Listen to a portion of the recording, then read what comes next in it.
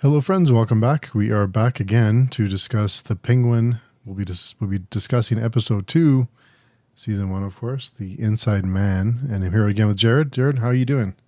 I'm doing very well and enjoying the show so far. Yeah, I'm seeing more people compare it to The Sopranos. Not that it's like a leap or anything, but do you think that's intentional? Because I wonder if it's, if that was an intentional thing for people looking for that kind of show, or people with nostalgia for The Sopranos, if that's something that they're leaning into. That's a good question. I think it's amazing that people still have The Sopranos on their mind after almost 25 years since that came out, first season anyways. And so because that show has been such a prominent part of our culture, a show that has a mob family is inevitably going to draw those conclusions. I think there are definitely some nods in there. I mean, the relationship with the mother, of course, which is not the same relationship. No. But the fact that this guy, who in some ways, at some times acts very much like Tony Soprano, has this relationship it's a little toxic with his mother. Even though she kind of wants him to, be a better criminal, I guess. but yeah, and then we had a little the beginning of this episode, but in particular, we had a little therapy session. So yeah, that's true. That brings to mind The Sopranos as well. Quite a different situation though than Sopranos.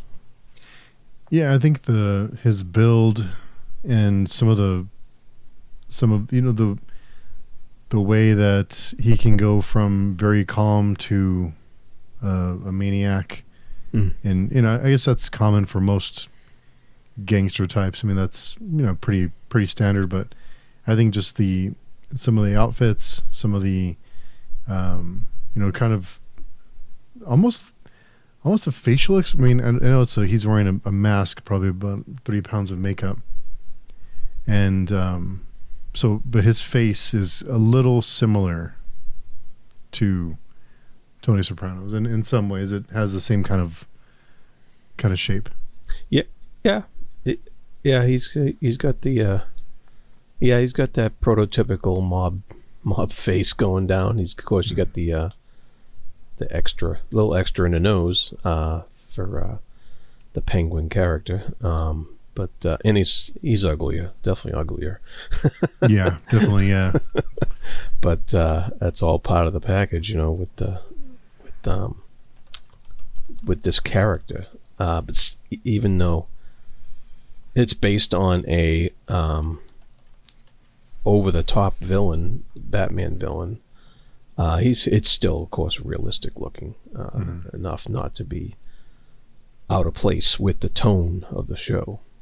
Mm-hmm. Yeah, I wondered before this episode about whether or not we needed Colin Farrell as Penguin, because he's wearing so much makeup. He's wearing probably like a suit. I'm guessing it's a lot of he puts on a lot. And I wondered, do we really need Colin Farrell? Because you don't see his face. You don't have the recognition, the visual of this is Colin Farrell. Yeah. So does it really need to be Colin Farrell? Can't it just be anyone? But after this episode, I think you can see the level of quality of the level in his performance that I don't know that many other people can. Not that Colin Farrell is the greatest actor ever, but I think you can definitely tell that it's with the performance that it's nice to have someone who's so convincing and so they're so gifted in their craft, I guess. Yeah, and I don't know about you, but to me it feels like he really grasped onto this role. Like this seems. I don't know if he's a producer on the show or not.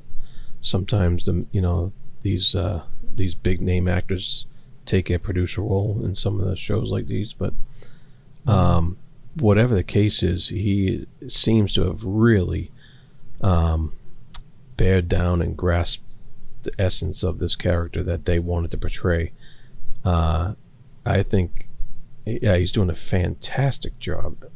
I don't know if you remember the ill-fated Daredevil movie with Ben Affleck.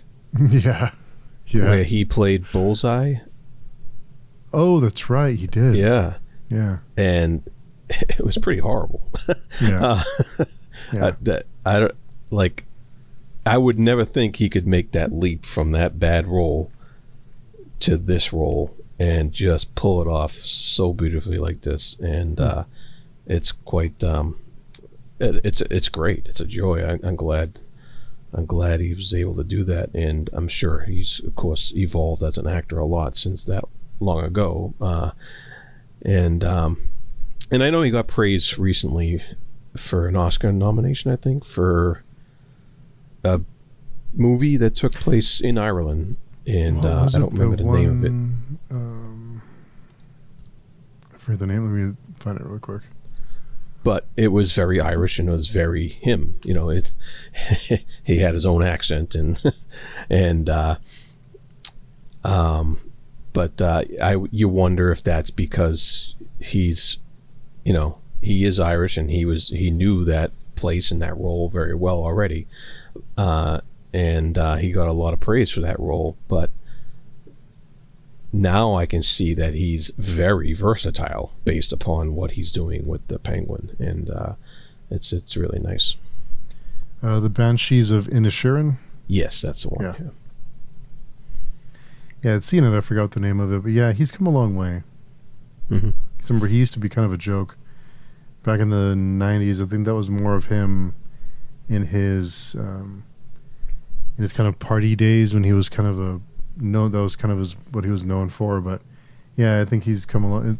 Something like In Bruges. I'm not sure if you've seen that, but definitely like True Detective season 2, The Gentleman, pretty solid. But yeah, he definitely takes a step up here, I think, which is weird considering he's wearing a suit. But yeah, but the fact that he can use that suit in such a way to pull it off to his advantage and really sell the character to us is telling to his ability. Yeah. And also Christian Militoni, sorry, Sofia, the actress who plays Sofia, she's putting on a clinic too. And the two of them, you could tell they really play off each other. I think both of them are doing just a fantastic job. Yeah, I agree. I think she's pulling off the crazy very well. And especially you got a little insight into her Arkham Asylum days in this episode, which was always an adventure seeing that place. And of course it was very dark, and it was very spooky, and it was very not a nice place to be, obviously. So you can see that I still don't know why she was let go, why she was let out. I don't know if they've specifically said. Yeah, or because I know she's accused of killing young girls, I think. And of course we had that one scene at the party there where her cousin was very scared of introducing her daughter to her. But I don't know if they've explained yet, was she let on a technicality? Was she actually innocent? Lack of evidence, whatever the case may be. I'm not sure why she's out yet, or if we'll find that out later on. Yeah, I don't think there's I don't think they've said. I think she just came out and said in the first episode that she's been rehabilitated, almost in a ironic way. Yeah.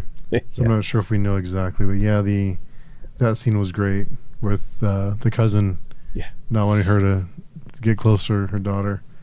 But yeah, all that was really great.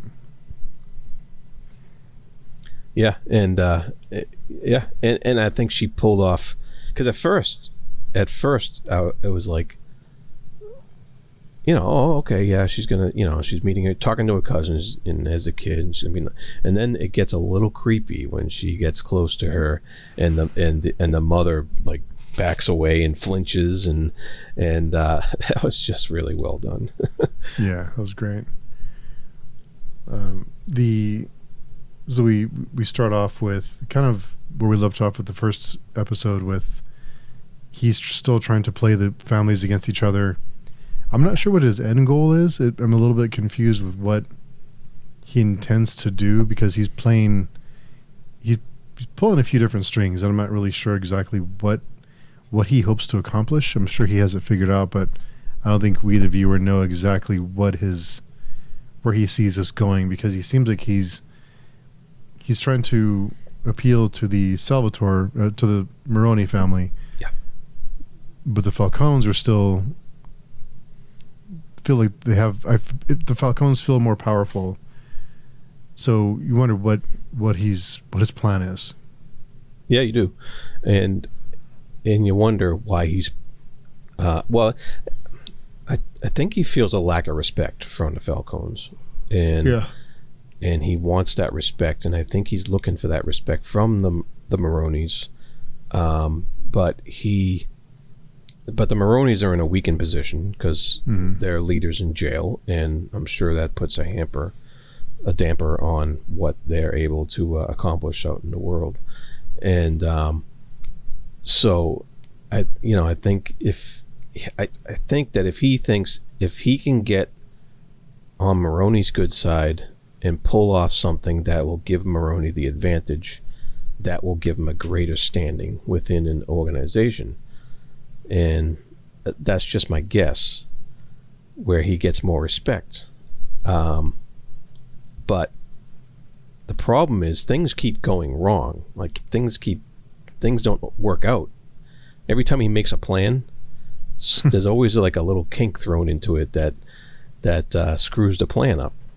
Yeah. And it's fascinating to watch him be able to navigate the moment and change his plan on a dime and just react in a way to get himself out of the situation he's in, and then make a new plan for the new situation. I really think that they played that up really nice in this episode, because when he planted the what was it planted? The knife. The knife on that guy. Mm-hmm. I don't know about you, but I thought he was going to try to plant it on the family guy, the uncle or whatever he was, the guy who was like his boss, because he was yelling at him and he was calling him a traitor, and they were struggling, and I thought he was going to plant the knife on that guy, and he ends up planting it on one of his bodyguard or something like that. And at first I was like, oh, was that a mistake? Did he do that accidentally? And then I was like, well, no. If he would have planted that on the boss, that would have been a little too obvious. Yeah. And planting it on the other guy who's definitely lower down in the chain took the heat off of him and gave the head of the family an easy out. You just pop this guy, get rid of him. And boom, everything's settled. We found a traitor. Well, let's move on. And I just thought that was a really brilliant, in the moment, do or die decision on the Penguin's part to get out of that. Yeah, I had to look up the name. So he tried to plant it on Johnny Vitti. Yeah, Johnny Vitti. Well, he didn't try to, but I thought that's who he would, like you said, I thought that's who he would plant it on, but he'd planted it on Castillo, who is like the bodyguard, who he actually saved his life the day or so prior during the truck. That's right. The truck. So it makes sense for him to. It would seem like he just saved his life. So why would he do that to this guy? You know, I don't think that got into anyone's mind because he just saved his life a day or two prior. So it's you even as a viewer, you don't know what's coming. Yeah. No, I was very surprised by quite a few things in this episode, which I happily surprised. I was like, wow, this is great. That they're keeping me off guard, you know? And but it makes sense once it's done. It's like, yeah, you put the blame on that guy. He was at the heist, so he could have been involved in screwing up the heist. Mm. You know? Yeah, if you put that 2 and 2 together.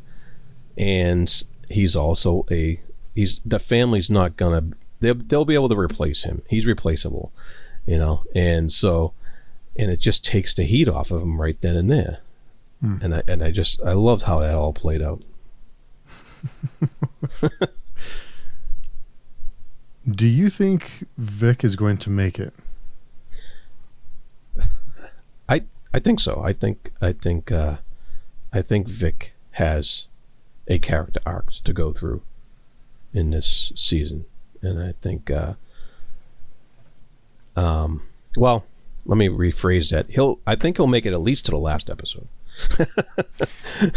Yeah, I wonder if he's gonna make it through the season, because I keep thinking he's gonna be killed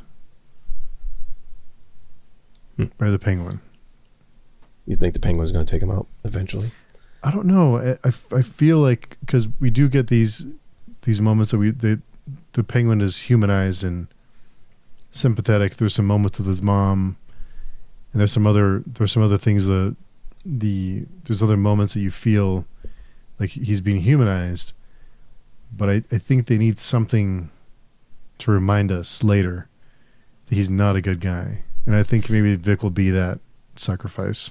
That's a good, that's a good theory of any. If it happens, it'll probably be the final episode. Yeah, it might be the one thing that turns the Penguin into a kingpin or whatever. That representing that turning point.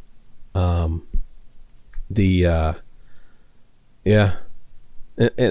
what I love about the use of Victor is you have when they were getting rid of the body, when he was the bodies, both of the bodies in the where in the woods there, wherever they were, there was different levels of the organization, and the guy at the top, Marconi, he doesn't want to get his hands dirty, so of course he relegates that to the Penguin. While they're doing the job, the Penguin doesn't want to get his hands dirty, of course, so he has Victor doing the actual work of burying the bodies. And I like that sort of stepping stone symbolism there. And you see that there's a certain level that the Penguin's at that he doesn't want to go back to, and there's a certain level that he wants to get to. Just that dichotomy between the different levels of characters. And I thought that was played out very well with that scene. Maybe he won't kill him, but I think it'll be a situation where Penguin will have a choice whether to save him or expose himself, and he'll choose to not save Vic. Like, that could be he'll the be way being it goes tortured too. Or something, and he'll have a chance to save him, but he won't, because it'll be that fork in the road to say, this is more important than your life, even after all we've been through. Yeah, that. But I don't know. I mean, I don't know anything. I just get you don't feel like Vic is safe. You're tightening up your theory as we go. I like it. Yeah. I thought he was going to kill him in the grave, but I thought it's too soon. It's too soon to kill him off. If they are going to kill him, it's too soon. They need to, because we don't really have a whole lot of development for him yet. We have a little bit, but we haven't gotten a ton of background. So I wonder if that's on purpose, to just kind of to drip feed Vic and focus on the other major characters, because I don't think Vic will be around past the season. We'll see. Yeah, it's going to be really interesting. You kind of think you know what to expect with this season. Like, you kind of think the end of the season is going to be him, becoming the super villain, basically, version of Penguin. Right now, he's just the mafia guy. Yeah. Called the Penguin. But so I suspect the end of the season we'll see him rise to that next level. But if they do a second season, that's where it's going to be like, oh, well, what are they going to do now? Are they going to involve the Batman? Are they going to, branch out in that manner? And how are they going to portray that? I mean, that's all future speculation stuff, and not in the here and now. Other than we did have another mention of the Riddler at the beginning of the episode. I think somebody complained that the Riddler was messing everything up, but I'm not sure if it was the Penguin that said that, or if it was one of the other mob guys. But. Also, it looks like it is an 8-episode HBO original series, so we're just getting 8 episodes. Right. Yeah. So 1 season. So yeah, I don't think he'll survive. I'm confident that Vic will not survive now. Because I guess it's going to kind of play into the movies or whatever other Batman movie they're planning now. So I think it's going to be a way for them to set up the next big bad. Okay. That could be it. I'm sad that it's only 8 episodes in 1 season, but at the same time, when something is this good, you don't want it to go on too long. Yeah, you don't want it to be stretched out and padded with stuff you don't need, and yeah, if it was a planned 1 season thing, this is what we're gonna do, this is our plan, I much prefer they stick with it rather than trying to I guess cash in on any popularity that happens because of it. From what I've seen, it's pretty popular, so I wouldn't be surprised if we get another kind of origin story for the character, maybe even a Riddler, or imagine like a Joker 8-episode limited series. I mean, that could be really good in the right hands. Yeah. Or even a Poison Ivy, type of thing. Yeah, a Catwoman thing. Wow, too many possibilities. But yeah, I think. Yeah, I don't think he'll make it. But yeah, we'll see. We'll see. Yeah, and of course we talked about Sofia already. But I love how determined her character is. I love how smart her character is. How she's continuing to look into stuff on her own, and having people, she's talking people onto her side. Look into this for me, and she had that like detective or ex-detective. I forget whether he was still a cop or not, but he was looking into stuff for her. What was it? I forget what he was trying to find out. Oh, he was trying to find information on how they knew about the truck and how they knew that they were transferring the drugs. So she was trying to find an outside source to get information from. He confirmed that there had to be a traitor in the family. Yeah. That's right, yeah. And I found it very interesting that Oz told her that his mother was dead.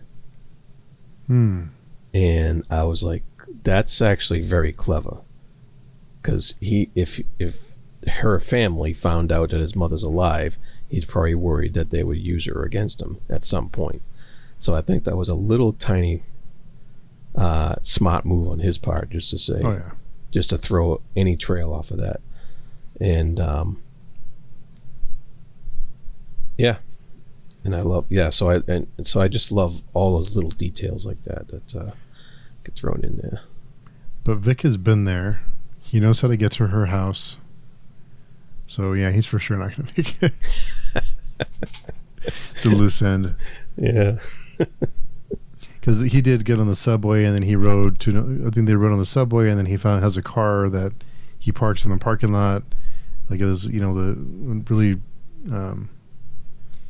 inconspicuous car, and so that a way for him to travel without being followed. He'll know if he's being followed. So yeah, but Vic knows how to get there. Yeah. Yeah, I wonder if it'll be if Vic's demise will be a case of you screwed up, Vic, or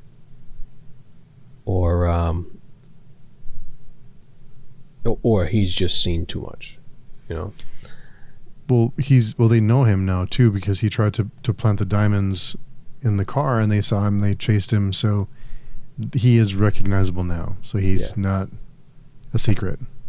So someone may recognize him from that. Yeah. Yep, very, very much, yeah. So, Sofia, again, gets dismissed. Mm-hmm. That's her uncle, right? That's running the family right now. Yeah. And once again, she gets dismissed. She gets shut out of the room where all the big boys are making the decisions.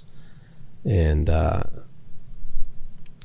is it me, or are they just being blind to her talents or whatever? Or they just... I think they see her as a liability. And, well, I think, first of all, they don't want to lose the power that they do have. They're afraid of losing. I think they don't take her really seriously, and they think that she's insane. So she's a liability. She's not capable of doing a whole lot because she is out there. So I think that it's more that they just don't really take her seriously. I mean, she is insane, but... Yeah, she is. But she has these moments of, it's almost like she could see through people, but I think the Penguin sets it up so where she was suspicious of him most of the episode because of what he did and the way that he set it up, and he was there for her when no one else was. Mm-hmm. I think he was her only supporter. The only person who was like, I'm here for you. I owe you. I think that was a big moment when he told her, I owe you, instead of she doesn't owe him, and he's there to support and to serve her. So I think that was I don't know if that was intentional, but it really worked out well for him. Oh, I definitely think it was intentional on his part, because the way he said it, thanks for not killing me. Mm-hmm. That takes some balls to go up to the person who wanted to kill you and say thanks for not killing me, instead of just staying away from that person for the rest of your life because you don't want to piss her off again, So that takes some cojones, and definitely. And plus he also is not getting the attention from the bosses in the room, and he sees the way that she's not getting the attention, and so that's just a brilliant move on his part to keep him in her mind. Yeah, I think from her perspective, if he was an opportunist who wanted to seize as much power as he could in that moment, he would have sided with Luca, who was the uncle, and tried to get in good with them and tried to join. But instead, he was with her on the side, who isn't really in a position of power right now. So I think that was important for her to see that he's like almost him proving himself that I'm here with you when I could be kissing up to these guys. So he's proven his loyalty to the family, or to her specifically. So yeah, all of it is working out really interestingly. It is. Yeah, and it's and you don't know if that's gonna work out well for anybody. It's just the way it's working out is super, like I said, interesting. It's super like engaging. It's like, oh, what's gonna happen next, you know? And I love her last line where she just looks at him and says, "Should be fun." Yeah. And out that she just had that perfect look of crazy when she said that, and I was just like, wow, that's perfect. Mm-hmm. I guess if he was trying to divide and conquer the Falcones, that's a good way to do it. Yeah. To destabilize the family, because if he's isolating her in a way, and he is kind of sowing division within the family. So if you're gonna cause chaos, that's a good way to do it. Yeah, and it's been quite clear that he wants to cause chaos ever since the first, over these 2 episodes. Yeah. So what is his goal with the Maronis? Yeah, the Maronis. What is his plan there? Because I'm not. Is it just to destabilize the Falcones? But what is his end goal with the Maronis? Well, he has stated, I think, in this episode as well as the first one, that he does plan to run this town. That is his goal. So he's playing this game. It's extremely dangerous game, where he's definitely wants to use the Maronis to play off the Falcones, to rile them up, get them pissed at each other. I think he's just hoping they're gonna beat each other up enough that he can come in and mop up. Yeah, we'll see. That's what I would guess. Yeah. The only part I thought was a little weird was when he kills the henchman with his pocket knife, and that was a brutal killing. But I thought his hands would be just covered in blood, and he cleaned up pretty quick. He did. So. Yeah, he did clean up pretty quick. Yeah, yeah, because if that was on any other show, you would see you'd see blood all over the place. Yeah. It was. Yeah, I don't know. I don't have any experience with that situation, so I'm not sure. Oh no, he just looked like he was wrist deep in his chest, like, carving out his heart, or close to it. And then he pulled it out, and I just thought he'd be covered in it, and he'd be like have blood on his face or something. But I mean, it's a nitpick, but yeah. Yeah, that's funny. Yeah, that was another one of those split-second decisions where he had to change his plan in mid-stride because of what happened with the kid getting having to run and getting caught with the car. Yet another kink in his plan where he had to change his plan at the spur of the moment and really just do this instant adaptation in a very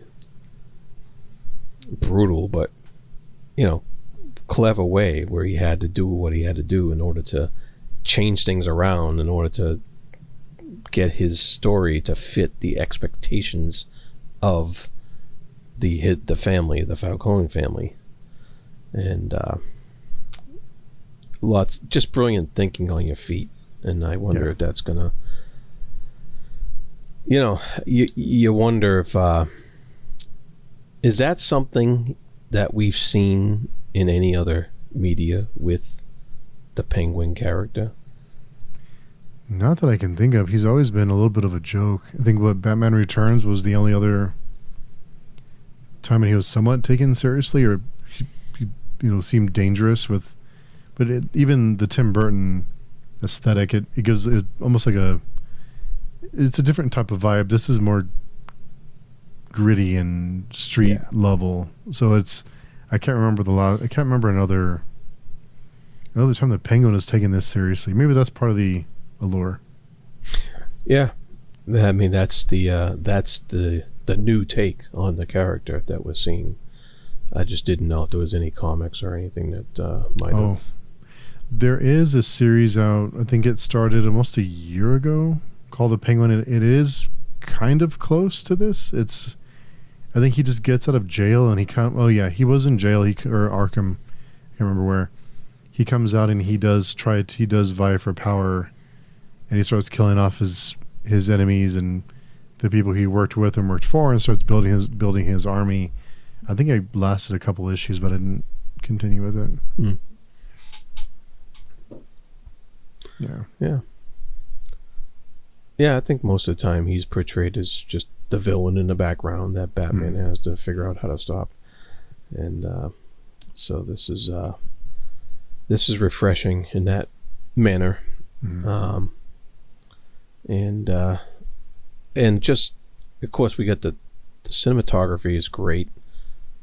The acting is outstanding, I think. And I think the script is beautiful. There's a lot of great lines. Like when Sofia gets out of the therapist at the beginning of the show, he's telling her the whole time, it's okay, you're safe here. And she's like, I'm not safe, I'm at home. Yeah. It is not safe here. And I was just like, wow, that's really true. I don't think I would feel safe there. Nope, not in a second. Yeah, I like that. And then Theo Rossi from Sons of Anarchy was the therapist. Yeah. So it's nice to see him again. But yeah, all that, there's some great shots, great angles, colors, all the setup, lighting. Yeah, all of it is solid. Yeah, so just it's expertly, perfectly produced show. You'd have to break it down frame by frame, I guess, if you were trying to look for flaws. But yeah, I don't know why anybody would bother doing that. But people do. Yeah. But just on one viewing that I've seen so far, there's nothing in it that stands out as, usually when you have a flaw, it stands out. It's like a sore thumb. It's like, okay, that shouldn't be there. And then you go on and try to enjoy the rest of the show. But this one, they got the tone down. It's like, a lot of people comparing it to Sopranos, I think, for that part of it, that dark tone, but the Sopranos also had a lot of lighter parts too that people don't usually talk about. There's a lot of family stuff that was actually nice, not like this family. And so, and of course it was a much longer series, so they could do more stuff anyways, but the tone of this show, it's very consistent. It's very and it really, the atmosphere really works to bring out the characterization of these characters, to really emphasize what kind of world they're in and what kind of straits they're in, and it's all done just beautiful. And every like shot of the Penguin, there's meaning behind what's behind him, what he's covering up and what covers up him. And if you really look at it, a lot of the times he's covering up a flaw in something, or something's covering up his flaws. And there's a lot of that if you really look at some of the camera angles and stuff like that. There was one time I noticed particularly, he was purposely standing in front of a handicap zone, and it was purposely blocked by him, and they're setting up shots like that to bring out that symbolism, and I really appreciate the directing in this series. Yeah, notice that. Yeah, lots of good. Yeah, no complaints other than the little one about it. He should have been covered in blood, but that was it. But other than that, if that's the biggest gripe, then they're doing pretty damn good. Yeah. So. Steve wants more blood. Damn it. Well, no, I thought he would run and get cleaned up, or have some kind of do something to where he can that'd be a thing he has to do before people walk in and find the body. And so I thought that would be, but no, that's fine. It's not a big deal. Yeah, good stuff. Anything else you can think of really for this great one? Stuff. I can't wait for the next episode. It's really compelling stuff. This is good TV. Excellent.